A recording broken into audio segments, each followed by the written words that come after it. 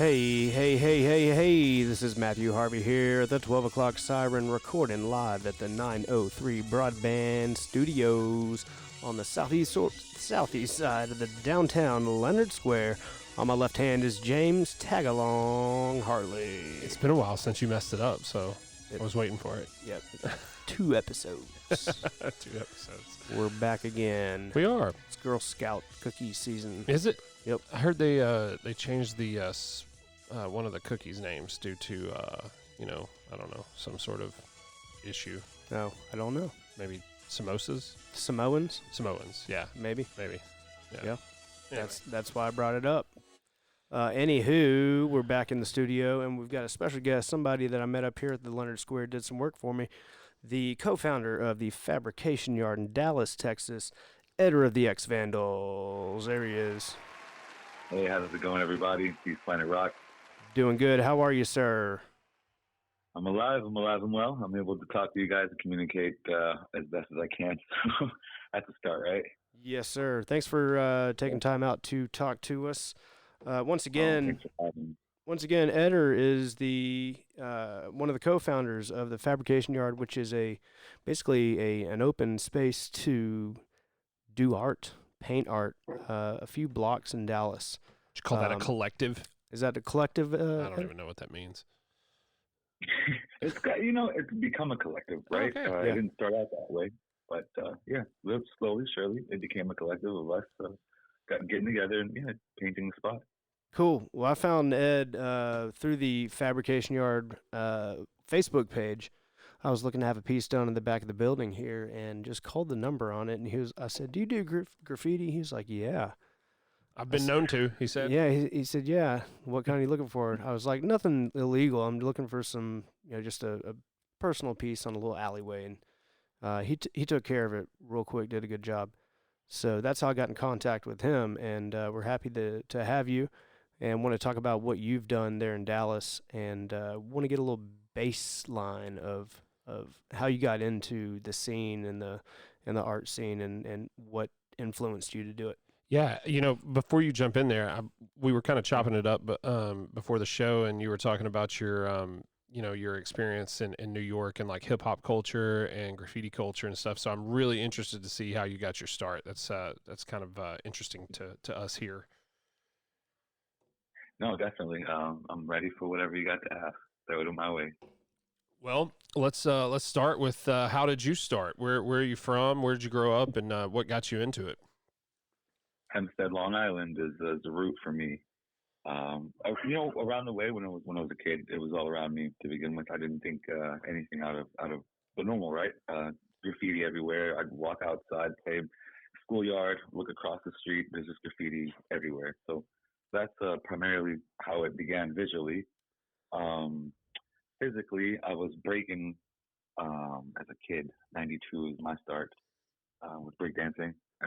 I'm not sure if people know what breaking is. If I have to say breaking, they're like, what do you break? How did you, breakdancing. I got into the culture that way. So several different avenues. Moved out to Texas by 95, and then up to North Texas, 97. So what's on the Walkman in 92? And your breakdancing and all that. What's the soundtrack? Terrific question. On the tape deck, if you will. Yeah, the Walkman, right? So it's a funny story, and I'm gonna get really detailed really quick. Sure. My dad would take me to flea markets in New York, and by the time I'm like 12, 13, so he's letting me pick up my own music or whatever I want, right? So he's like, you can pick out whatever 2 tapes you want. 2 for $5 is cool. So I'm like, awesome, whatever. I pan over to the hip hop section and just pull out 2 tapes really quick. And he's like, you didn't even think about that. You sure you want those 2? And I'm like, yeah, what do you mean? Onyx and House of Pain. Are you kidding me? Yeah, definitely. Like me, kid. I don't know. I was thrown into like the raw side of hip hop more or less, not really the breaking side of hip hop first, right? I was influenced by a lot of the streets around me. Hempstead, Long Island in the 90s weren't the safest of places. So you had to really watch out for where you were at and what you were doing when you were there, right? Yeah. So when I put these tapes to play. And my dad was like, well, I wanted to hear what you listen to because I don't know who Onyx is or what House of Pain is, but that sounds, I don't know. So I play him, and it's a bunch of cuss words and things that he doesn't really like approve of right at the time. Sure. I'm right. I was a kid, right? And so he's like, let's not do that again, and let's try it one more time. He's like, let's try it one more time. I know you like different kinds of music. I hear you listening to all kinds of stuff. So I mean, that's not, the bad words isn't what you play all the time. So you play other things. Why don't you put some of that on? Well, in my mind, I was like, you talking about the funk and like the James Brown stuff that I was listening to? Because I play out some things without words sometimes, just instrumental type things, or something I find on the other side of his records, because basically they were his records. Sure. So the Michael Jackson Thriller, all these things were his. I would play. So he was like, you don't just like that. I know you don't just like that. So next time I'll give you a second shot, and we'll see what we can pick out. So the next time I go out with him, because we would go often, and he's like, all right, so 2 for 5, and he smiles and he's like, come on. And I'm like, all right, go over to where the tapes are, and I start looking for stuff, like the funk stuff, Earth, Wind and Fire, again, James Brown, things like that. And things that I thought were gonna stand out because of like the art on the covers, I guess, right? And Sure. I think of these two colorful tapes that were next to each other. There's actually 4 of them next to each other, a little set. And it was Street Jams Electric Boogaloo is what the tapes were. Very nice. The Street Jams had a compilation of all these like funk, freestyle, jazzy, more hip hop, but more DJ work, I should say, that type of sound. So it was more DJ work, cut, and samples and things like that. And so I went home and played that, and he goes, "Oh, okay, I see what you're trying to do, but since you don't have much of the direction, and your uncles and cousins kind of keep you away from this, because at the time, breaking and the hip hop culture wasn't the nicest thing to get into. Sure. Yeah. Especially around that area. So any graffiti or anything that my cousins and uncles were doing, they would keep me away from it. They didn't want me to get into it because of the horror stories they heard about, from their friends, and things that they would go through themselves with the police, and it was just really bad.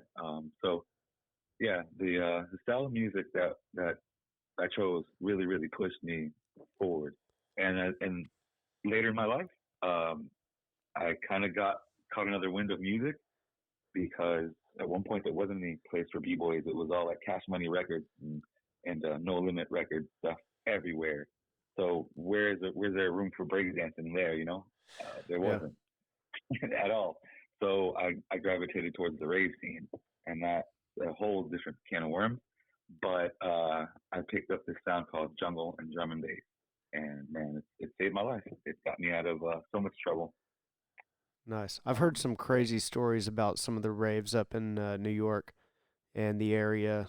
Some buddies of mine told me some stories. They went to specifically a Halloween party rave up there that was notorious, and you've probably heard of it or know of it. But it was like super secret, and the rave scene wasn't much here. However, not in Fannin County, Texas. Hearing what was going on in New York at that time is pretty crazy. What years? This probably would have been like mid-90s.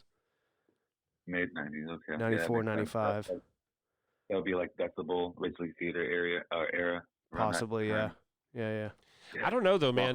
92 was a good time, or the early 90s was a good time for New York hip hop though, because I kind of got into the history of hip hop a little bit. Like I liked like Nas and like KRS-One and Tribe Called Quest, and that was all kind of floating around your area about that time, right? Right. I went to school with Wu-Tang's nieces and nephews and what? things like that. So, wow. Yeah, no joke.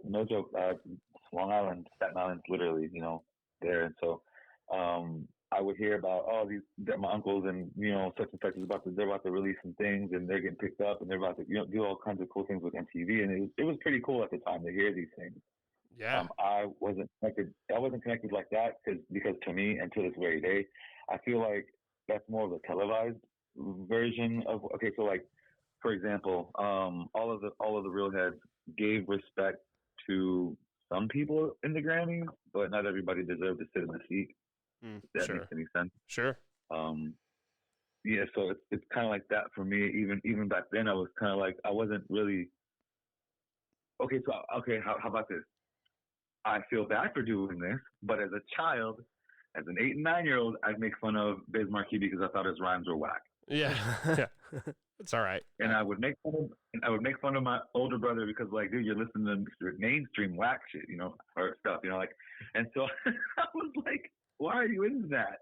It doesn't really hold any weight. But as I got older, I really appreciate a lot of the things that just didn't at the time, especially Biz Markie. Yeah. Rest in peace. I was a big fan back in the day of Mobb Deep. Okay, there you go. Yeah. So I like that song. There you go. That song, Quiet Storm.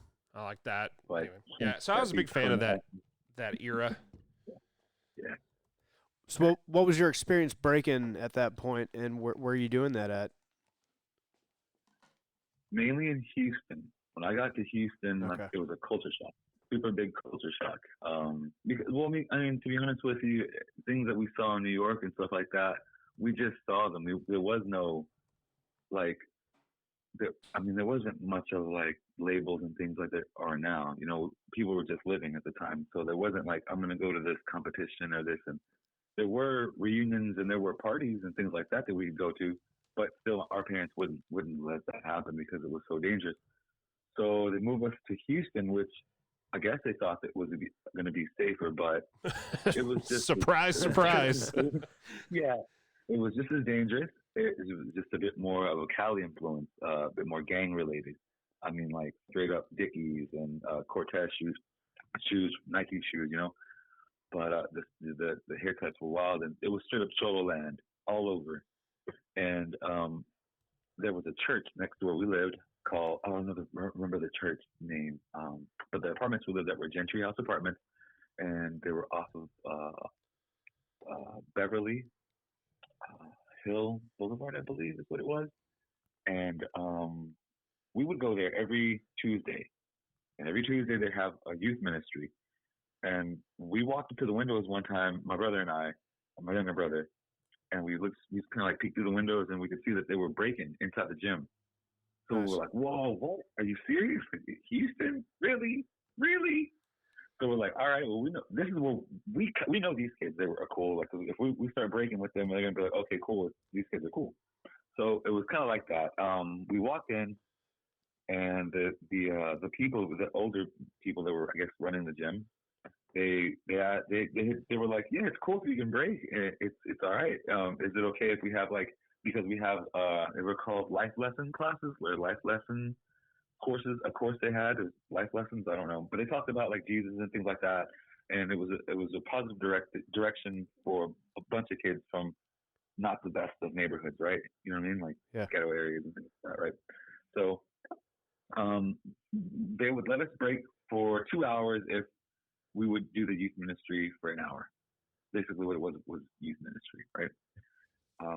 And looking back at it now, that's what it was. Yeah. Straight youth ministry. And which is cool. We had no problem still to this day. I thank God for everything that they did for us, especially letting us use their gym on a hot summer day in Houston. Whoa. Sounds like a positive program. I'm telling you, and that's all what it was. And so our parents would let us do that. We couldn't really play outside and do things, but if we were inside there with those people for that amount of time, and it was punctual, like for real, like we would show up on time and leave on time, and it was like that. And so that's how it started. I know those guys, some of those guys, to this very day. The kids I met there, at I was 13. So my first birthday here in Texas was 13. So my brother had to be like 7 or 8 at the time. But I still know those dudes now, and I'm 38, That's cool. I kept in touch. I caught up with them in other states even when we went to go to jams, and I went to go paint in other places, and they're like, "Man, we remember you guys." And it's like, "Yeah, I remember you, dude." Like, Vicious Germs now, and I'm like, I don't know you guys like now, but I remember your face like when we were kids. And I started telling them where we lived, and they were like, "Whoa, dude, the New York brothers. Okay, cool. Yeah, we remember you guys." Nice. So that's how it developed into something that where people recognize my face, and just a lot for I guess positive energy everywhere I went. Yeah, that's All cool. of Texas is always showing love. Yeah, it's breaking has been a positive reinforcement for me in graffiti. Good. So with all that said, what led you into, I mean, because I know you said you were surrounded by like graffiti and stuff. When did you kind of start figuring out you had like a knack for it?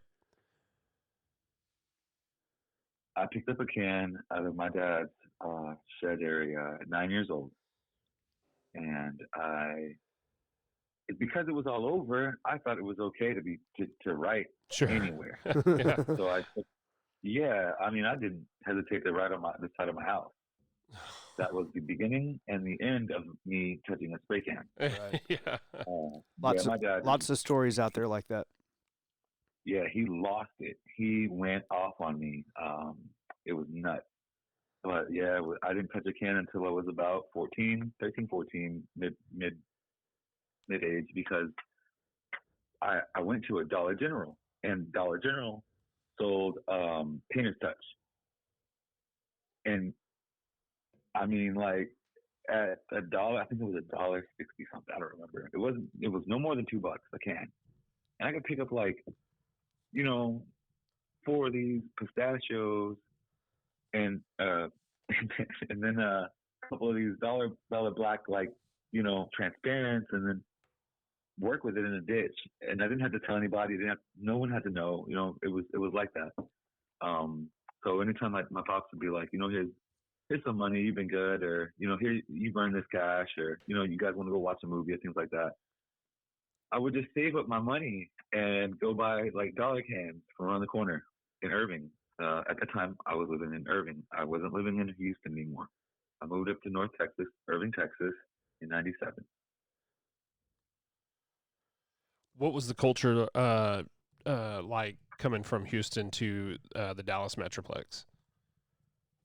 At the time, it was a lot of freestyle influence.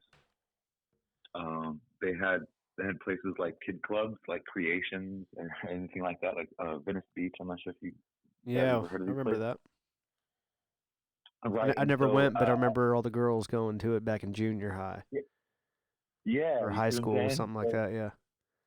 I'm 38 right now, so at the time, we're 40 and 39, 38, 39, 39. 39. So we're right there with you. Yeah. So you know exactly what I'm talking about. Yeah. And so they also have places like here in Irving, Beltline Station. Kids would gather up and do things there. Right. The what is it? Oh my gosh, the Skateland in Irving. Yeah. Was another place where we would break. We would just go to the side there where the carpet is, and we would just form a circle and we'd just start breaking. That's pretty cool. Yeah, sometimes we wouldn't even skate. We would just break. And so that's how it was. Outside of graffiti, it was safe. Within graffiti, no, not safe at all. It was never a good thing. People always shunned it and looked down on it. There was an anti-graffiti movement when I was a kid. So I had to find my pockets and things that I could fall into where I was comfortable, and I liked and enjoyed doing with the people that were positive and doing the same thing. Same thing now that I'm older, I gravitate towards people that are doing this positive movement or something that, makes a change, whether they see it or not. Yeah.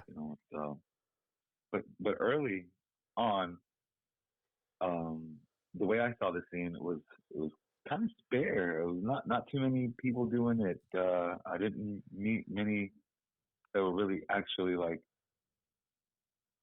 serious b-boys, serious writers, or anything like that. There was kids around the way that would dabble. They'd have their black books, and because I could see that hip hop in Texas was fairly young. It was not much of it around. No, I mean, definitely Houston probably had the most hip hop scene for sure. Yeah. And I mean, there was a little bit that came out of Dallas, probably in the later '90s, I would think. hip hop came to Dallas in a bigger way. But yeah, I mean, I remember thinking of It was Dallas all as kind Houston of, rap. yeah, it was all like Houston. Yeah, primarily with Houston, definitely. And then I got old enough to, like I was telling you, go on the parties, go on the raves. I was able to like get into Dallas a lot more without my parents or anything like that, without being in any type of restriction on where I could go. And so I stumbled upon the Eighth Wall with a couple of kids from South Irving. They would take me around and show me certain spots to try to get an idea of what they were, the real hip hop, right? Yeah. So I came upon the Eighth Wall in Deep Ellum, and that was a phenomenal spot.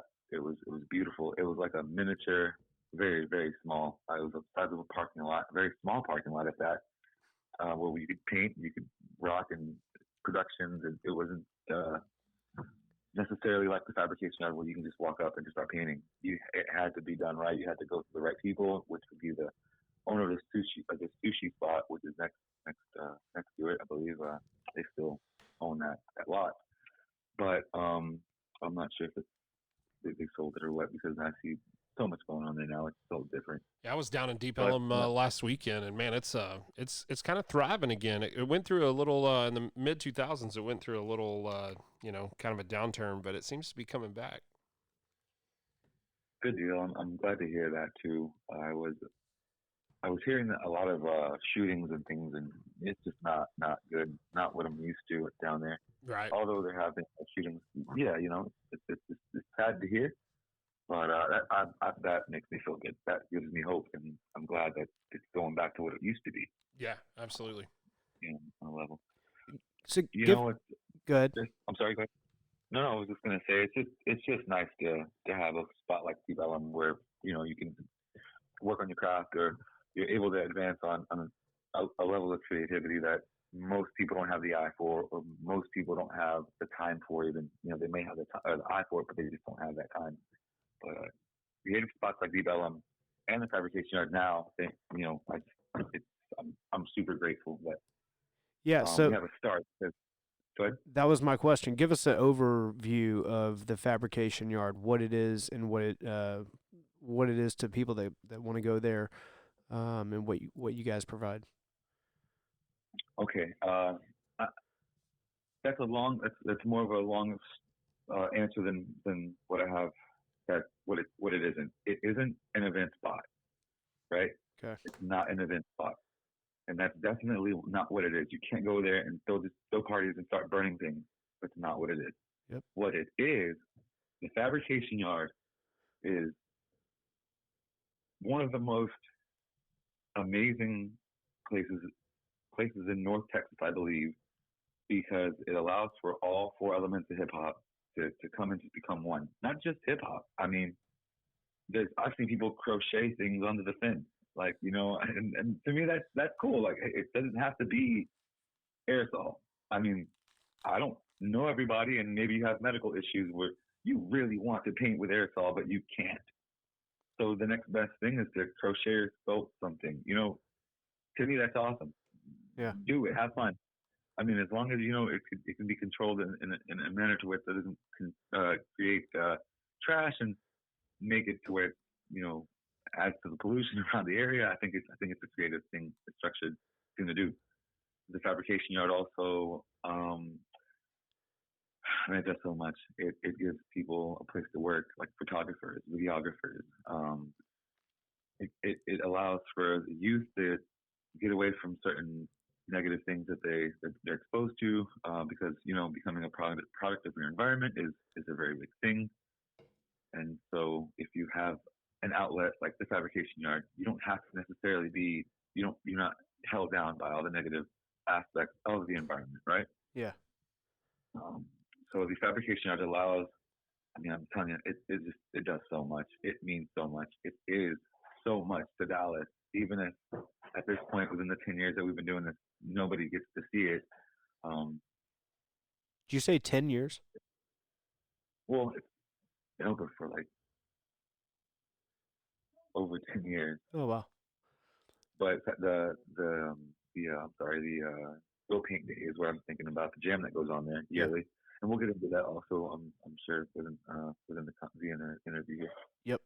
I want you to give us a visual description of the fabrication yard to get people an idea of what they're dealing with here. So turning in onto Fabrication Street, that's the name of the place of the street that it's on, and that's how we got the name to the establishment. Turning into the place, you automatically see like life. There's a lot of creativity that goes on, and there's a lot of murals that you can see just off the bat. And what you can expect to see is more. You just keep going down this street, and you just see more. You pan over to the left, and there are these warehouses that are vacant. They're definitely not in use, and a courtyard. And this courtyard is roughly half the size of a high school football field. It has a wall that stretches up roughly about 150 feet, and that's the length of it, and the width of how tall it is would be about 45 at the tallest point, and that's just the courtyard. There's an alleyway around one of the there's three buildings that you can paint indoor and outdoor. It's just in case it's raining or meteors are falling, you can paint inside, and it's totally fine. We do encourage that you wear respirators and things like that, gloves. It's not enforced, but it's definitely encouraged. We hope that everyone's the safest out there, because anything can happen. It's just like a park. Anything can happen, and we would rather you just be safe. Just following guidelines to be positive and have fun while you're there is the big picture. Outside of that courtyard I just described, there's an alleyway that connects to the back of it, and that alleyway stretches around, I believe it's like a 2-acre block, and that is also covered by artists that are, they're from all over. I can't even say they're just Texas artists, because they're from California, they're from New York, some people come from Canada. We've had writers from Germany. We have a writer from Turkey that comes out. It's just a lot. It's just a beautiful place to let loose in a positive manner. Yeah. It's roughly 2 blocks or so of just endless paint on buildings inside and out. Yeah. I mean, that's a pretty good description, right? Right. Yeah. It's pretty dramatic and a little overwhelming, to be quite honest. Yeah, it's overwhelming. It's a beautiful place. I'm telling you. Well, so these are the things that I pictured as a kid, and that's what I was around, and that to me makes me feel comfortable. So seeing this is I'm not a stranger to it. I feel that it should be this way. Yeah. We have a lot bigger problems than spill paint on some walls, and if it's not like vulgar and it's not really making somebody's day go sour, I think that it flies. Should be. Go ahead. I'm sorry. Then it'll fly. It's good. Yeah, it should be allowed, right? Yeah. Other countries, other cities have done so much. So much with aerosol. Not just aerosol, but painting and giving the areas life, right? And I see a lot of times on Instagram, people check in there doing car shoots. A lot of people pull their vehicle in there. It's a real cool place for a photo shoot, weddings and bachelor parties and bachelorette parties and stuff like that, right? Yeah, I'm telling you, there's so many avenues for so many different types of people to go and be a part of it. Videographers. If you want to see what we're talking about, just go to places on Instagram and look up the Fabrication Yard. There's a lot of photos on there. Fabrication Yard in Dallas, Texas would shoot you right to where you need to be.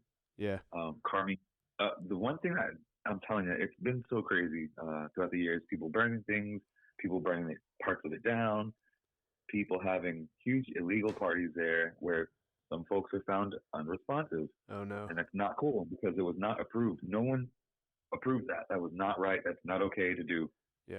There'll be bonfires there that are like, I don't know, almost 2 stories tall. Wow. And I'm like, I have to put that out and be the bad guy and tell people or ask people to put it out and, kind of bark orders. I don't want to do that. I don't want to be that person. But here's the problem. Even if you're able to control that fire, even if you're, one of the leading firefighters in Dallas, that's awesome. Good for you. But not everybody's going to be that. So here's the problem. The problem is there are about 10, 11 years of 10, 11 years layered paint on these buildings, and that will catch so fast Oh yeah. that you know what I mean? Like that's super dangerous. Yeah. The whole entire area would go in just, seconds. But there are cameras, and so arson is definitely something that we do watch out for. That's good to know. There are cameras, so safety is an issue or not an issue. Right. And so that's okay. That's another thing. It's a safe place. It's definitely a safe place. What I mean by, things could happen. I mean, like you could get hurt, you could feel dizzy and fall and bump your head and nobody be around. That could happen anywhere. Yeah, like you said, the park analogy is a good one. Yeah. And so it's like a park. It's basically, you go there, you have fun, you behave, and then you go and enjoy your day. Take a picture with your stuff. Yeah. Don't ruin it for everyone. Right. Right. Right. Yeah. So I've had to explain that to people, and some people had a problem, and some people didn't understand, and they got it later on. They were like, "Oh, you're right. If one of us gets this place closed down, we don't know what it means to you guys, A, and B, how do you get this open again for you guys?" Yeah. And I'm like, "Thank you. You get it. If you go shutting this place down, are you going to fight for it for 2 years? It took me 2 years, and do this for as long as we could." And that's a perfect lead into my next question. Go ahead. What does it take for you and the co-founders to get something like this going? I would assume a city doesn't take too kindly to covering a couple blocks with paint. Unorganized paint, that is. Right. So the beginning stages of this were extremely, extremely turbulent, and the city just wanted to know what we could bring to the table, what positive cons, because they know the cons. So what positive pros we could bring to the table, right? What is this going to make a change? How is this going to change the face of illegal graffiti in Dallas? Meeting after meeting, it was like I said, roughly about 2 years of meeting after meeting with the city hall and about 12 officers. So city council on one side of this huge circle, like I said, 12 officers on the other side of this huge circle, 3 of us, sometimes 5 of us, every meeting for 2 years. And every meeting, I mean like 3 times, 4 times a week sometimes. Yeah. Just to go over on how things should go, or there's this event coming up, and it is called the Wind Festival. I'm not sure if you guys are familiar with the Wind Festival. No. It happens downtown. They have huge air balloons and things like that. They set up, and it's pretty cool. But the catch for 1 year was that we would go in and paint the undersides of the bridges, and we would allow for different artists to come through and do that also with us, and also let some of the public, have fun with us too. Yeah. Some of the officers even painted with us. Was really surprising. Like, talk about ninja, because that's how you hide it. That's cool. Yeah, it was really cool. It was super interesting to see and watch the city be a part of it all. It was really cool. So are those blocks and warehouses donated, or how does that transpire? Right. And so that was within the meetings and all that. We scouted 25 spots that were eligible to be painted. Okay. And we collectively came together and spoke to the city maintenance about what spots we wanted to actually go forward with. And in the meantime, they spoke to Butch McGregor. And Mr. McGregor has been a huge help with us. He's gifted us more walls around the city. He's helped out so much with the scene. I don't think he gets enough credit, honestly. And so anytime I get a chance, I definitely frontline Mr. McGregor. He's awesome. Very cool. Say his name one more time. Butch McGregor, Mr. McGregor. He's cool. an amazing person to Dallas graffiti scene. Oh yeah. If you watch the news clips that we were on in the beginning, he didn't really realize what it meant to us. I don't think, because the choice of words he used weren't the best, and I was like, man, it's like a trillion words in the English language, and he could have used some other to describe some of the people that go there, because in the beginning there was a lot of people destroying it, burning it down, not doing cool things, and it wasn't like what it is today and what it's become and what it will be. Well, I like the spot that was chosen, and I'm not sure how many spots y'all looked at, but just to let everybody know kind of where you're dealing with, it's kind of on the south west side of the Margaret Hunt Yeah. Bridge, basically across the road from Trinity Groves and that sort of development, right? Right. That's exactly what it is. Cool. And why was that spot chosen? And I guess it probably correlates with the little trendiness of the not that the fabrication yard is a trendy thing, but everybody loves a good artsy photo op, right? We're in the Instagram days. Well, yeah, like that's what it is now. Most people, okay, for example, look at skateboarding and they're like, oh man, these guys are so innovative with their tricks and everything's so cool. And, but it's not, that's what it is now. It's just like the fabrication yard. It wasn't as well as formulated as it is now with like, where it is the city blocks and a couple city blocks done like that. In the beginning, it was just the courtyard spot. And the reason why we went and chose that was because there were huge walls. These huge buildings would allow for, big productions or so many writers that come and just hit these three buildings, because in the beginning, it was just inside the courtyard. We couldn't even paint that big wall that I described earlier that was like 40 some odd foot tall. We couldn't paint that yet. We weren't allowed to do that yet. Only the metal buildings.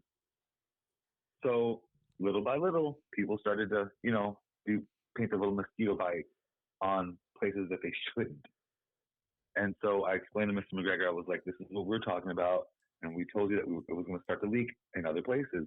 But here's the catch. If you allow for it, and we can paint nice murals with people from out of the country, maybe out of the, state and city and town even, I think that we have something going and that we could change the face of this entire place. And he was fine with it. He never restricted us, never said no, unless it was, arson and things like that, which I got called for quite often in the beginning. He wasn't happy about anything like that. And I had to explain to him a few times that it had nothing to do with us and how there are people who are anti what we're doing, and they're going to try to do anything that they can at whatever cost it might be to try to stop what we have going on. But it's not us, and he's more than welcome. If anything, we would love it if he could put cameras up. And I mean, it was crazy at the beginning. It wasn't the safest of place, not even for a park of any type, of any sort. You couldn't. No, it was crazy. West Dallas was not the safest place to be in. Yeah, it's definitely changed a lot in the last few years, for sure. A whole lot. I mean, entirely. I don't want to get into how, and I mean, I guess I can if you're going to edit it, right? Sure. You're gonna pull out some stuff that I say that shouldn't. It's not family friendly or anything like that. Oh, I'm not going to pull out like cuss words or anything. Yeah, don't worry about that. But if there's a story you don't want to go out there, then I'll edit that. Yeah, like right here. So I'll start here. First week of the fabrication yard, I had to stop the prostitution and the drug dealing. Hold on, am I supposed to edit this out? Yeah, because that doesn't bother us. Yeah, I don't care about that.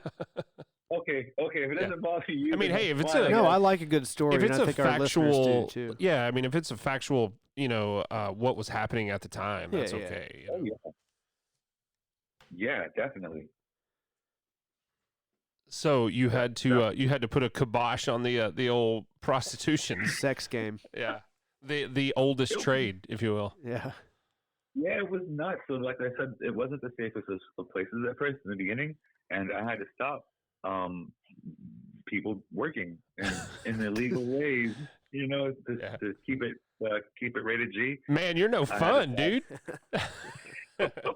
It's because I've done so many interviews, I don't know which way this is gonna go. No, we're good. We just want you to speak your mind. Yeah.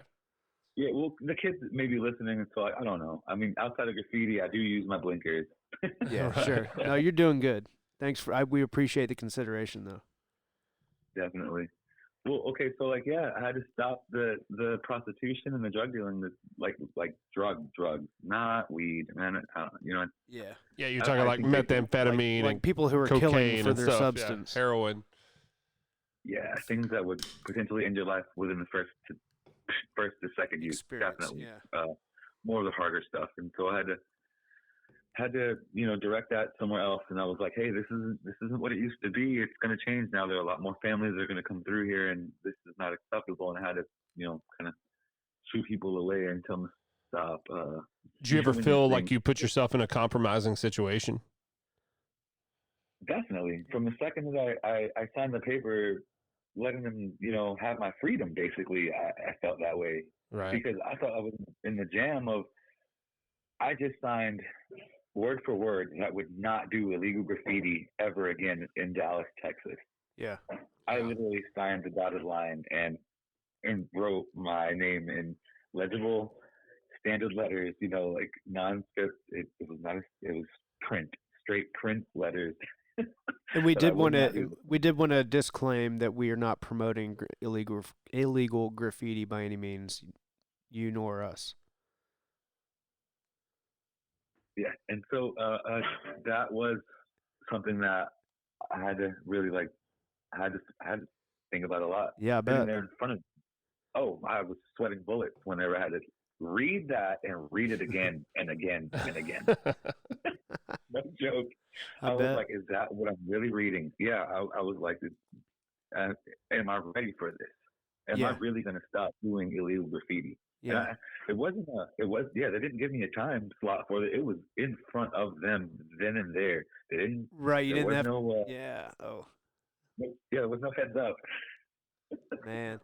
So that, and not to discredit you, because you're clearly doing good things with what you're doing, but does that kind of take some of that, and I can't do, I've put my nail sold out, or, to an extent, not to say that you have, but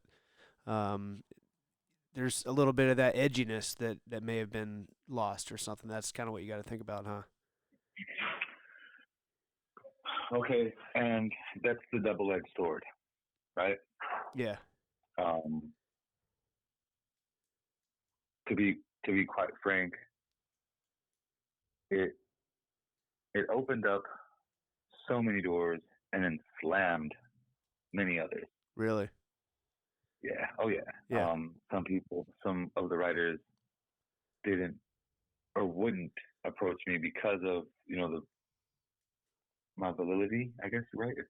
Visibility. I mean, it's an underground art, to be quite honest, right? Yeah, it's underground. A lot of it is. Time, so this generation of people who love to post their Instagrams and get clout off that I wasn't really exposed to as we didn't have that as a kid. Right. Honestly, I didn't self-promote anything or anything like that at all. And so I kind of kept that with me of the I don't need validation from these people like that. I do what I want when I want, and I show them what I care to show them, right? It's just what it is. So the double-edged sword was that I never really stopped writing. I just didn't do it in Dallas. Yeah. There you go. Yeah. Sure. You see what I'm saying? Well, so, malicious compliance. Yeah. Right. Yeah. Writer's a writer, right? Yeah. I'm telling you again. McKinney, Texas isn't Dallas, Texas. We all have zip codes. Well, I will say your name's on the back of my building here. Yeah, that's cool. And I've got a bone to pick with whoever did that. Defaced my property. Well, yeah, I've had to deal with a lot of that. No, I've had to deal with a shotgun. I'm happy to have that one out there. I've always been a little bit of jealous. Like you and Jim did, y'all did a little bit of graffiti back in the day, and I was always a little bit jealous of that. Now, while we were talking, I showed Matthew the extent of my graffiti, and it was that little just dumb S thing that everybody drew in high school. That's it. That's all I got. I've got a picture of our 10-year-old writing that S on the side of a train. Snake's the name he claimed. Snake. With that S. Yeah. It was smooth. That's hardcore. Yeah. We went benching one day. We went out looking at tags on trains. So I got a question. This is more of a cultural question. Your experience in the graffiti, you brought up skateboarding a while ago. And how much crossover did you see in like the skating scene and the graffiti scene versus like the graffiti scene and hip hop? Was there crossover there? Because like where we're from, I mean, rural Northeast Texas, we all like at times wanted to be skaters. You know, I've been trying to land a kickflip for 20 years now, but it was more of like a hardcore and punk thing, is what the like skating scene was around. But like I know in different places, it was definitely like a hip hop thing too. What did you see when you were growing up in either New York or Houston or even Dallas? In New York, it was everywhere. Skating was all over the place. I had a Ninja Turtles board there. Nice. One of those ones you get from like the local spots. There wasn't a Walmart or anything. It was I forget what it was. Like a giant bodega. Yeah, it was pretty much like a strip. A strip with like a bunch of stores. You know, it's a bunch of like it's like outside mall, but not. It was just like a regular. Sure. You could see in Seattle or something like that, right? But yeah, so no joke. I still wear the Osiris D3s. Really? Nice. Huh. Very good. Yeah. Very good. Yeah, you did. I remember that. I've got a blind skateboard in my car. Nice. I would skate a Featherlight Element back in the day. All right. And I would run out to Kennedale Skate Park, freestyle in Eisenberg. So Eisenberg. Arlo Eisenberg. Remember that guy? Yeah. He was a rollerblader. Yeah. There you go. So you're familiar with what? Yeah. We've probably run into each other at some concerts. Yeah, we probably have. Yeah. You guys have probably seen me more than you know. I think so. Yeah, kids, they're just like, dude, I've seen you somewhere. You look so familiar. Yeah. And then later on, they're like, oh, I remember this. Were you that guy on the side of every stage of every concert I went to? No joke. We talked about that one time, didn't we? Yeah. We went to a lot of concerts in the late 90s and early 2000s, and there were always like this group of people that were on the like side stage somehow. And we were always like, how do those guys, we see them all the time, they were always there at every concert we went to. Not so much. I didn't go to many concerts as a kid. I went to raves more or less. Yeah. And yeah, you see them on the side like on tops of speakers. There's pictures of me. Dallas, like what is it? DallasDanceMusic.com or ElectricDanceMusic.com, something like that. You may have been in the rave in our little town in 1999. Or not whatever. It was probably. It was 99. Probably 99. Yeah. There was a big rave out here in Fannin County, Texas. Thousands of people showed up, just like lines of traffic through town for days. What was it called? You guys know the name? Oh man, hold on one moment. Yeah, he's gonna go Keep check it going, out. James. It was so like I mean, you came out here to do Matthews Building, so you see how like rural we are, Oh yeah. And now imagine it in '99, right? It was not less rural then, But yeah, thousands of people showed up to do this rave. It was called a big Earth deal. Science. Earth Science? Yeah. Wow. I've got a picture of the flyer that I'll send you. Like like within 10 feet of me. So it was a big deal. I'm sure. Just like I'm about to mention one too. Maybe you guys are familiar with this. The first big party, and you're describing the same thing. Big thousands of people, like Jurassic 5 were there. A visible strap were there. Yeah, no joke. DJ Craves was there. It was big names. Was that in Melissa or Anna, Texas? Grandview, Texas. Oh, Grandview? Yeah, I don't know. Because I know there was one in Melissa as well. You know that Loco Hill back in the day? Mm-hmm. There was, I think, like Outkast played at it for some reason. Huh. Yeah, I think that was Massive, called Massive. There you go. Massive. I'm pretty sure that's wild, Massive. Dude. I thought it was like an urban legend. I've been telling this story forever, and I'm like, no, seriously, like there was this thing, and see, I just got some validation. I'm not crazy. Everybody's been gaslighting. No joke. I'm telling you, I've been partying North Texas since at least '99. That's wild, dude. Yeah, no joke. Cool. All the things that I say, and if you're older than me, it checks out. Like the Royal Rack in Lower Greenville. I talked about that today. There's people that are like, dude, what? And I'm like, yeah, I used to get in with my school ID. I didn't even have an ID. I had it. It was nuts. Yeah, That's crazy, man. it's for real. That's how long I've been in this, and how long I So guess. when you got into like the rave scene, so you got into jungle and drum and bass and stuff like that. What was the I don't even know what genre. So I'm not huge into into that scene, but what was that Yeah. Jim and I used to listen to? He had like a vinyl of it. Binary Finery. Is that right? I'm not familiar. All No? right, never mind. Yeah. Not Sorry. ringing a bell. Yeah, I'm gonna Google that later. Yeah, just continue. That I, does sound familiar. I want to go back real quick to the guys that helped you co-found this. Definitely, yeah. Shout them out real quick. Big Give, shout give to us Nor. give us some backstory on them if you like. Nor one, Chicago rocker. Both of them went to college together, from what I understand.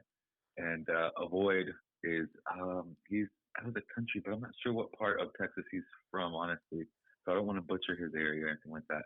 But I do know that he has a lot of background in Austin, and he talks about Austin a lot and about how he's got a lot of roots there. But Norwan, he's out of Chicago, and he was I first met him at the Real Street Jam in Dallas, Texas. This is a big jam thrown by Curious George of the United D-Boys.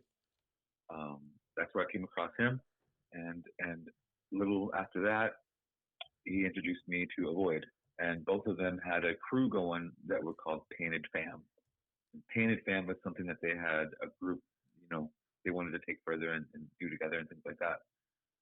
Once we started to do things with the Fabrication Yard, it kind of evolved into just, us three doing things more and more, doing walls or going out of the state to go represent at other jams like A3C in Atlanta. We rocked there. We did a pretty big production for them. We did other spots, Oklahoma, Florida. But collectively, us three were a unit at the time, and life things happen. People have children, people have things that happen to them, and Yeah. they move forward with life as far as their work. That's what happened to Avoid. He started working out of the city and further away from West, really, and north. He picked up, I think, 3 jobs. At one point, he had 3 different jobs he would go do. So there wasn't enough time for us to really hang out. I personally got hit with cancer at 23, so this is what I've been doing for a long time. Oh man. And I'm not going to stop anytime soon. Mural work, production work, things like that. This is my life now, and thank God that I was able to find a partner in life. And my wife, she's everything to me, and she sees that everything I do is definitely leading up to something greater when I'm gone. It's not about me. Period. Really, this is the part of the interview where I kind of detach, and I want to be as humble as I can about letting everybody know that the Fabrication Yard and everything I've done is for the sole purpose of creating a better step, like furthering anything and everything that you can do within your creative ability. This is something I want the youth to be like, oh well, I could do better than that. I want them to be better. I want Dallas to elevate. Texas, I need this to elevate. This needs to happen. We've got so much that works against us, especially as writers. It's nuts. Or I mean, even when I was younger, it was crazy. What 6-pack of colors? If you had that, you were getting interrogated, and you're probably going to jail with a felony. Yeah. Just for having spray paint. Well, and these big markers. I'd like to speak to that. When you came out and did work for me, we had talked before, and you knew I had an interest in spraying and writing and stuff. I don't do anything professionally, obviously. I know nothing about it, but I'm really interested and intrigued by it. You were very inspirational, and just keep doing, keep spraying, keep writing, keep doing this or that, and figured out. And you dropped off on how many cans for me by the end of the night. So I appreciate that. just the little push to do more. Keep painting is what you said. Yeah, I've said that. I've done that for so many people. Some people I couldn't even there was a language barrier, so I couldn't speak English to them or Spanish. It was nuts. That's the thing. I've tried to push that, and the biggest and okay. So look, I've done speeches for kids at elementary schools, and I've talked to kids in colleges before. And I'm on stage talking to this kid on a podium. Talking to tons of kids on a podium, right? Yeah. And at the end of every speech or anything that I'm talking to them about, I tell them, and I'm like, I don't know how much you've picked up from the 45 minutes that I've had, but if you pick up anything, this is the last important thing that I need to tell you, and I need you to retain this. If you start this, do not stop. Yeah. It is the worst thing that you can do because nobody's going to pick it up for you. Nobody. I think you told me that. Yeah, I'm sure you said that to me. Yeah, absolutely. At the Fabrication Yard, there is, and kind of in the underground as well, there's kind of an etiquette of who's writing what and what to put over what and how that works. Am I off? No, you're not wrong. You're right. And so it's an unspoken rule. You've said productions a couple of times. Go ahead and define that, and maybe go from there. So I'll go backwards on the scale. Okay. Because normally it's the other way around. But so productions are done with a collective of artists, normally more than 3, and it'll stretch around on a space of wall that we have there about, I'd say, 12 to 15 artists, depending on the size scale that they want to do, or if they're doing characters. It all depends, right? So 3+ writers is a production, or artist is a production, and it's covering the wall from top to bottom, end to end, with a theme, letters, characters. Sometimes you have a paragraph of inspirational wording for the youth, things like that. So it's a full scale production, work of art done by, a collective. And ordinarily, it's a theme, it may be a circus theme, it may be an airplane theme or hot air balloon theme, it may be, work you've done for a dispensary, and it's got all these herb plants everywhere. And it's normally one solid idea that this collective comes together and puts up. Sometimes you'll see we've probably seen them all in Deep Ellum in downtown. The big pieces, those are going to be what you're talking about. Right. Yeah. And it's the ones that are done by more than one artist. That's a production. Okay. Yeah. And the production, I'm sorry. Yep. What goes down from there? Yeah. So burners, which are big end-to-end pieces, because pieces is the next thing under that. Yeah. And a burner has some of the characteristics that a production does, but it's clear that it wasn't done by, 8 people. It's clear that it's just one solid name with all these characteristics, like a 3D, a background, a theme, with character. It holds a lot of weight because it's got a triple force field on it. It's got two 3D angles that it may break off into. A piece is a lot more simple, a bit more readable, and there's also, you can branch out to straights and throwies and then tags. Straight production, burner, piece, throwy, tag. Right. Tag. So your tag's going to be just like a marker, real quick spray, just not cursive, but just spraying it up. Well, sometimes it's cursive depending on where you're from. So so regional graffiti, so depending on where you're from in the country, there are different styles. Cali has more of a script style of writing, and yeah, it's kind of like a fancy cursive. It really is. So you're not really limited to the style that you're able to use or anything like that at all. But yes, tags are, for lack of better words, the scribbles that you see everywhere, right? Right. These little scribbles, these little mosquito bite scribbles that you see, those are tags. Right. Throwy would be like a 3D. A throwy is bubble letters. Bubble letter, yeah. Yes. Pieces are 3Ds. Yeah, Pieces gotcha. are more pushed more with a 3D, and then you get your wild style burner. When you hear wild style, that's your burner. Yeah. So I've seen the Eder tag out and about. Yeah. Not the tag. Sorry, I should say probably a burner. Right. Yeah. I've got them. I've got them from daycares to dispensaries. No Nice, joke. nice. How Yeah, many it's how pretty many cool. out there do you think? I don't know. Not in the thousands or anything like that. Nothing crazy. Yeah, I'm not that big of a writer as far as that goes because I had a lot of my beginnings were illegal. sure. I didn't think like this. It took me a while to get to this point. I'd say the last 15 years, I've been keeping it, keeping my nose clean and being as straight edge as I possibly could. Yeah. Um, So this may be too much for the end of this episode, but you have a common theme in those burners.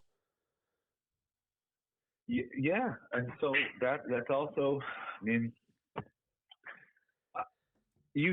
okay, so the level of artistry that comes with that is, I mean, it's just.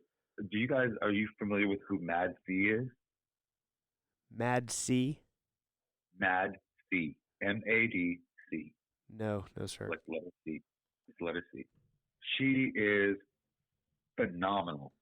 This girl here is a machine. Just look up on your time, 700-foot wall, 700-foot wall, and she did it all by herself. And it is.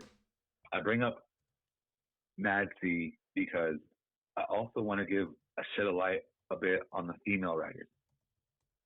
Yeah. We don't have enough of them. We don't have nearly enough of them inspiring women to actually get in this and do the same and be just as creative, to push limits. I think I'm looking at it. It's like a construction cityscape. Just wait. That's one part of it, yeah. Okay. But I'm telling you, this woman she's an alien. She got abducted sometime throughout her lifetime, and she don't even know it. I'm sure she just doesn't even know. So, why I bring that up is because you'll see her do productions and then put her own burners and then do pieces and then do throws. She basically has the whole entire scale of what graffiti is on that wall. That's the reason why I use it as an example. That is basically from A to Z, 1, 2, 3, what you need to know about the levels of this. She has basic 3Ds. She has throw-ups. She has tags. There's intricate, light-sourced 3D characters on there. I think you'll enjoy the video. It's pretty cool. Cool. But Mad C 700-foot wall. Hey, I have a question. This probably should have been done earlier in the interview, but this is just take it back for a second. So you mentioned when you moved to Houston, like the Houston culture had a lot more Cali influence, with like a lot more gang related and like the style of clothes and whatnot. Is there a difference in like Cali graffiti and say East Coast graffiti, New York graffiti? Is there a difference, or does it kind of blend the same? In some areas, I would say that there's more of a script style lettering. It's more of an old English lettering that these guys have in California. Sure. Yeah, it's more of an old English. The lowrider scene, they're highly influenced graffiti there, a bunch. That makes sense. In the East Coast, there's not much of that influence. No. Oh, okay, that makes sense. Cool. That was just a little gee whiz information for me. Yeah, definitely. Anything I can possibly answer, I'm super cool with answering. Sure, I don't mind. Sure. I was really prodding at your alien experience. My alien. So okay, you want to go into that? Is it something you want to get into? First off, I don't want to. Yeah, like if you're not put you on the comfortable, spot. but we definitely we dive into that because you told it to me as if it was as if it was like life changing and a really prominent point in your life. No, I don't mind at all, guys. Like I'm super cool with that entirely. And so I wouldn't James, you necessarily good with call that? it an alien. I have a thing. My wife and I saw something in West Texas one time that I can't explain. I don't understand it. But you can describe. Awesome. Okay, I want to hear yours first.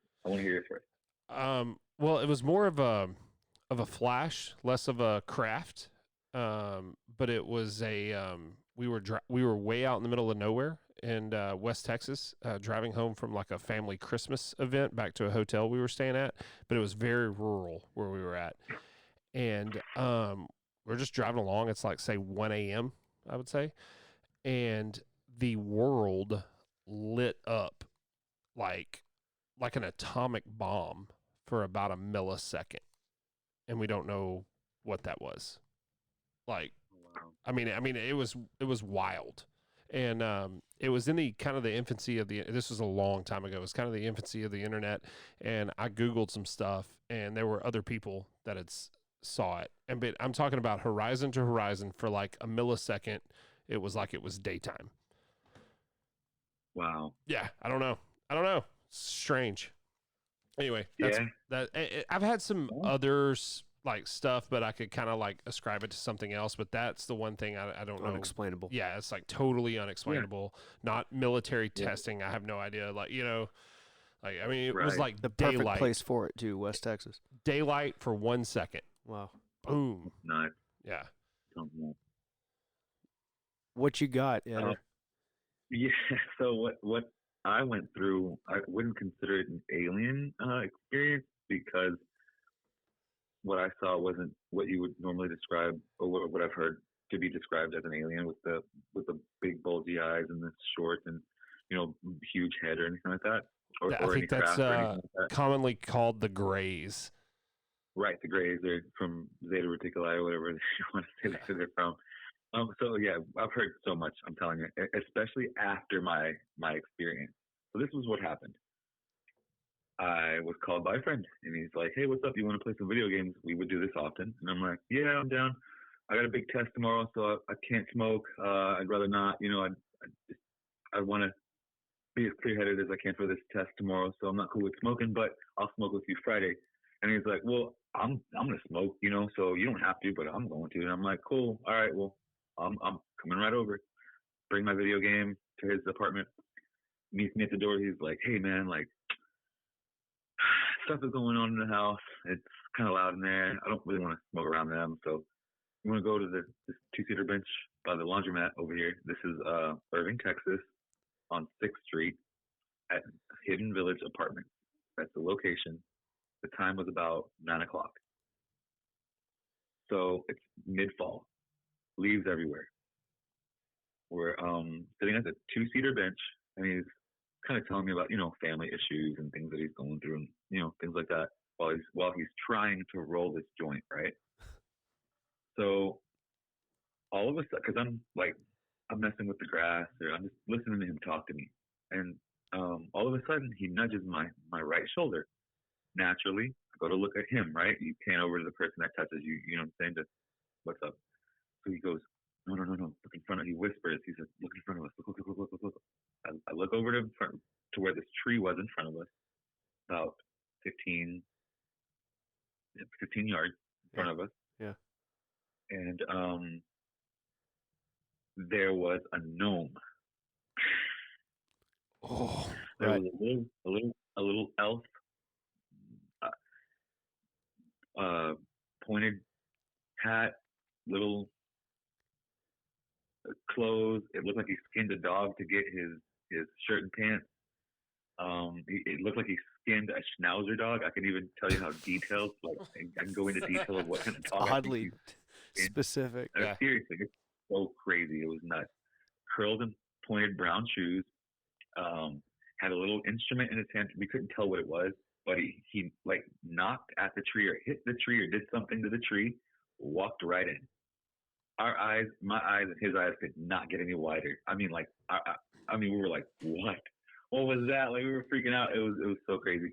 When we talked about it for like a good 3-minute span, about how, well, my family has always told me never to talk to them, don't play with them, they don't like us. They're able to raise their pressure. They're able to raise their energy level to where like it causes pressure, and you as a human aren't able to sustain it, and okay. So Gnomes can do this, right? right. That's what you're So saying. my Because parents we've had told this me that. conversation on this podcast. Do you recall, James, about with Jamie Gleaves Mm-hmm. about gnomes? Because in my old podcast room, it's kind of rearranged now, but I had a couple gnomes out on display because I'm a gnome guy. Yeah. I collected gnomes, and I had a bunch out. And this one guy we had in here, he got really freaked out by the gnomes, and he had a very similar kind of experience like this. Go ahead. Right. Sorry. And so no, you're good. You're good. I'm cool with that. And so look, all my life, my parents have told me about them. That's what I'm saying. Like That's my a parents, funny part my right mom and there. dad were like, yeah. They would. My parents would tell me, if you ever, there are these things on the planet. If you come across them, these are the things that you should know. Gnomes were one of those things, and they were always telling me, don't play with them. They don't like us. They think humans are foolish, and they mess with your mind. And if they feel threatened, they raise their energy level to where your heart will just pop, and it was just a heart attack. Whoa. So medically, it looks like like such and such just had a heart attack. You get what I'm saying? Interesting. So all my life as a kid, I kind of was like, yeah, right, Mom, that doesn't happen here. These are things that happen in El Salvador. Why are you saying this to me? This doesn't happen in the city. We don't have these things happen. And so my buddy who was listening to me telling these things was like, dude, my parents or my grandma told me the same thing. And like, it's crazy how in Mexico they got them and all this and that. They're everywhere. And it's known that they're not the most friendly, or you're not supposed to, approach them, and they could rob you and, potentially make you go crazy. And I'm like, yeah, dude, my parents have told me the same thing. So while we're talking about this in these apartments, he's looking at the tree. I'm like, just like freaking out about the whole thing. I haven't got up. I haven't moved. And he says, there's a line on the left side of that tree. And I'm like, what? And I look over to, look up to the tree, and I'm like, dude, there is a line. It's like a little gray line that you can see, but it wasn't little. It was about 9 to 10 foot along the left side of this tree. Okay. When we took to notice it, he goes, man, we just saw a gnome. That sounds impossible already. Do you think it opened up a portal? And I'm like, what are you kidding me? That sounds nuts. And so I look over back of the tree just in time to watch 2 tall, transparent beings walk out. No facial feature, roughly 8 to 9 foot tall, slim, thin, bodied. I didn't count the fingers or anything like that. I watched them slide out like a slide, like they scooted out of this tree side by side, and the being furthest to the left did like some type of moonwalk towards me. Like its feet never left the ground. Mm. It extended its hand like, to try to make contact. It got about, I'd say, 10 to 20 feet away from us, and we ran. I mean, full sprint to the house, my mother's house. I could not breathe. I slammed the door. This is like 10 o'clock now at night. Imagine coming, like running in full sprint to your mother's house, slamming the door at 10 o'clock at night. See how well that goes. Yeah. I slammed that door so hard behind us, the whole front of the house shook. Woke my parents up. They come running towards the front of the house like something has happened, because I couldn't breathe to try to tell them what had just happened. I couldn't put words together, and I was just Panic. like breathing, or gasping. Yeah, I was super gasping, in a full blown panic. And I tell them like, gnomes are real. Gnomes are real. It's real. It's not a joke. It's for real. It's not. I'm not playing, Mom. You're not. That was not. Like, oh, I'm just freaking out. So for a week, I didn't sleep well. I thought that because I saw them, that they're gonna come get me now. Yeah. Or I was gonna have the men in black come and like approach me. It was so crazy. Well, so that's the difference. I said I've had some other things. I thought we were going the UFO route. I've told this story on this podcast, but me and a buddy were driving around here one night. It was like 4 a.m. We were stone cold sober, hadn't had any sort of chemical substance. We were just driving around talking, and I pulled down a road, and I went to turn around, and there was a plowed field out in front of us, and something very large and bipedal stood up and ran. We both grabbed each other. We were in my truck, and like we both grabbed each other and was like, "What was that?" It was horrifying, but it was very large and on two legs, and it ran. And it was at 4 a.m. Yeah, it's crazy. I wouldn't be doing my job if I didn't ask you if you were sober during this experience either. Yeah. It's pretty interesting. I have an incoming call. Yeah. Is it you, Matt? You need to take it? This is that kind of podcast. If you need to take it. Okay, well, it's 903 number. That's my number. So was you calling me? I didn't mean to. Mine's not showing that I'm calling you. Should be. Should be on the phone with you. Do you have my name saved? Oh no, your number is not 9. So it was the same area code. That's what was throwing me off for a second. That's don't say the number. Okay, cool. On here. Yeah. Save me some time. You're right. There you go. Sorry. You're good. But yeah, it was a 903 number, so it kind of threw me off for a second. I thought you were calling me, and so I was like, "Is it over?" No. It is almost over. It is. We have something we do at the end here for you, though. We got 5 questions we want to ask you. 5 random questions we pulled from a jar. All right. So I'm gonna start. All right. That's awesome. All right. Okay, shoot. Coca-Cola or Pepsi? Pepsi. First time. We got a first timer here. Pepsi guy. Yeah. The last thing you bought on Amazon.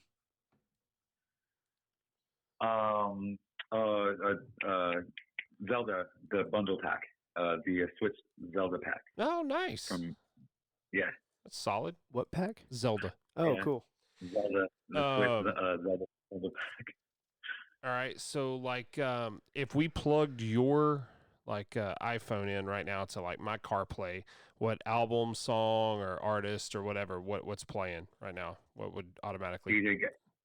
DJ Gallion. Okay. DJ Gallion, or it would be Chopstick Dubplate, Jackie Murda. That's for sure what you put out there. Got it. Yeah. Got it. Matthew, you're up. This one makes sense here. Have you ever painted your face or chest at a sporting event?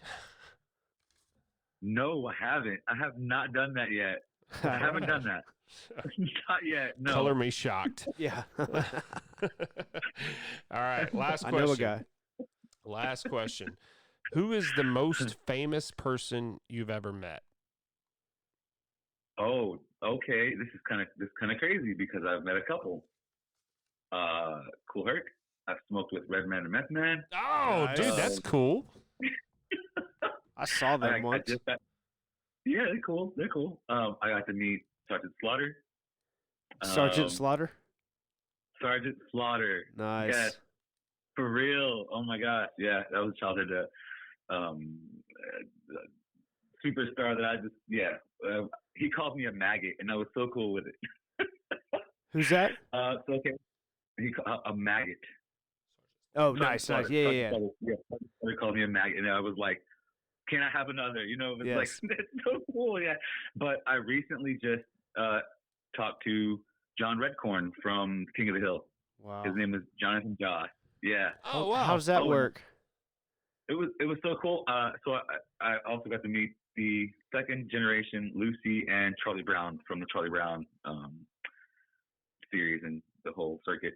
But so how that works is, how I got to meet all these people is throughout life, right? But the last 3 I just mentioned were from a gaming convention that takes place that I was fortunate enough to, because I'm a big retro head also. I love video games. I mean, Zelda, bundle pack from Amazon. That's the best thing about it. So I'm really into this stuff. And I'm able to work these conventions, or this specific convention, and the Let's Play video game conventions, because those are my friends that throw it. Like, we're good friends, and we've done aerosol fun times together. And so they one year they were like, "What do you feel about just being theft prevention here?" And I'm like, "What?" And they're like, "Dude, you look like you'd be unapproachable." And so people wouldn't want to like steal things around you. And I'm like, I'll walk around. I don't care.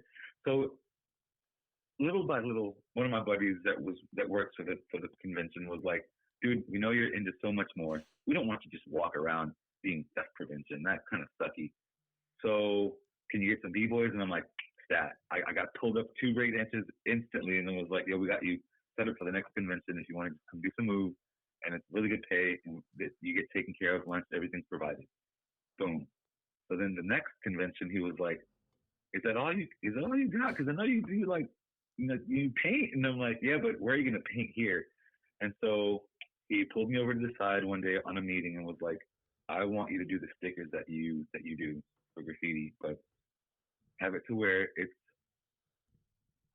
like kids are able to do it. So it's so simple that, it's family friendly, and, it's not just graffiti. And when they look at what you're doing, it's not something that they'll feel like, overwhelmed by looking at, So I thought at first it was the sticker lab.